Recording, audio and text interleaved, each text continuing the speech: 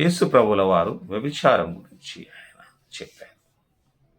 పరిశుద్ధుడైన మత్తయి రాసిన సువార్త 5వ అధ్యాయం 27వ వచనం. వ్యభిచారము చేయవద్దని చెప్పబడిన మాట మీరు విన్నారు కదా, నేను మీతో చెప్పున్నది ఏమనగా వ్యభిచారము చేయవద్దని చెప్పబడిన మాట మీరు విన్నారు కదా, మరి నేను చెప్పున్నది ఏమనగా, మోహపు చూపుతో చూచువాడు, ఒక స్త్రీని మోహపు చూపుతో చూచు ప్రతి వాడు అప్పుడే తన హృదయమందు ఆమెతో వ్యభిచారము చేసిన వాడు.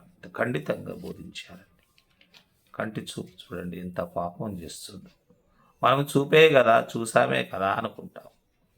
చూడడం వల్ల ఏమవుతుంది? దేవుడు మన కళ్ళు ఇచ్చాడు కదా, చూడవచ్చు కదా అని మనం అనుకుంటాం. కానీ యేసు ప్రభుల వారు బోధించిన విధానం చూడండి. ఎవరు కూడా ఈ ప్రపంచంలో ఈ బోధ చేయదు. ఒక స్త్రీని నీవు మోహపు చూపుతో చూసినప్పుడు నీ హృదయమందు మరి ఆమెతో వ్యభిచారము చేసిన వాడవుతావు అని యేసు ప్రభువు వారు బోధిస్తున్నారు. మరి ఇంకో మాట, నీ కుడి కన్ను నిన్ను అభ్యంతపరిచిన ఎడల దాన్ని పెరికి నీ యొద్ద నుండి పారవే. నీ కుడి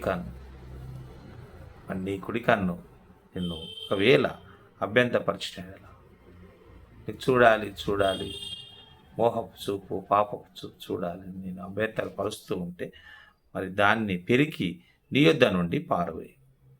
దాన్ని తీసి పారవేశాయి. అప్పుడు పాపంలో నువ్వు పడిపోవు. నీ దేహమంతయు నరకంలో పడవేయబడకుండా నీ అవయములలో ఒకటి నశించుట నీకు ప్రజలు. దేహంలో ఒకటి పాడైతే సర్వసాధారణంగా అన్ని అవయవాలకు ఎఫెక్ట్ అవుతుంది. మనం ఒకటే పాడేదాం కదా అని అనుకుంటాం. తద్వారా తక్కిన అవయవాలు కూడా మెల్లమెల్లగా మరి పాడవుతుంటాయి. కాబట్టి దేవుడు ఏమంటున్నాడంటే, మరి నీ దేహంలో నేను అభ్యంతరపరిచింది ఒకటి ఉన్నాయి కదా, దాన్ని పెరికి తీసివేయమంటున్నాడు. అప్పుడు నీ దేహమంతయు మరి నరకంలో పడివేయబడకుండా నీ అవయవంలో ఒకటి నశించడం నీకు ప్రయోజనకరం.